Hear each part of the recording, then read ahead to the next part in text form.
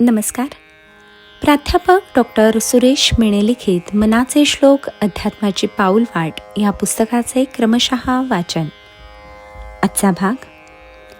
अहंता गुणे नीती सांडी विवेकी, अनीती बळे श्लाघ्यता सर्वलोकी, परी अंतरी सर्वही साक्षयेते, प्रमाणांतरे बुद्धी सांडून जाते. या श्लोकात अहंकारामुळे काय घडू शकते व आजच्या काळात काय घडत आहे ते समर्थांनी प्रभावीपणे मांडले आहे. त्या काळात जे घडत होते तेच 350 वर्षांनंतरही घडतेच आहे.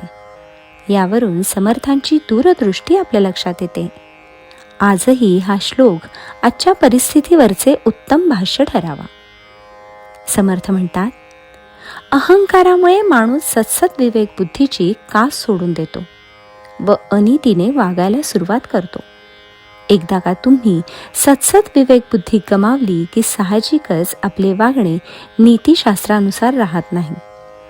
माणूस अहंकारी, गर्विष्ठ, भ्रष्टाचारी होतो. नाना प्रकारचे विकार तो धारण करतो. त्याचे रोजचे आचरणही पापाचे असते. असे लोक पदाचा व सत्तेचा उपयोग स्वार्थासाठी करतात. आपल्या असे लक्षात येते की अशी माणसे अनितीच्या बळावरच मोठेपणा मिळवतात. त्यांना पद, प्रतिष्ठा, पैसा लाभतो. सारी सुख त्याच्या पायाशी लोळण घेत असतात. सामान्य माणूस मात्र नीतीने वागूनही त्याला यश असे मिळतच नाही.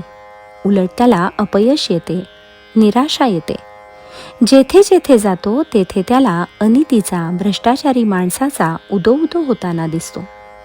त्यामुळे तो निराश होतो. त्याला वाटायला लागते की माझे बरोबर की त्यांचे बरोबर, आपले नेमके काय चुकते आहे हे त्याला कळतच नाही. त्याची अवस्था द्विधा होते. तो संभ्रमात पडतो. परंतु आपण हे लक्षात ठेवले पाहिजे की पद, सन्मान, प्रतिष्ठा ह्या माणसाला त्याच्या पूर्व पुण्याने मिळत असतात. त्याचा ह्या जन्माच्या कृत्याशी काहीही संबंध नसतो. त्यांच्या पूर्व पुण्याने ही माणसे देवाची लाडकी असतात.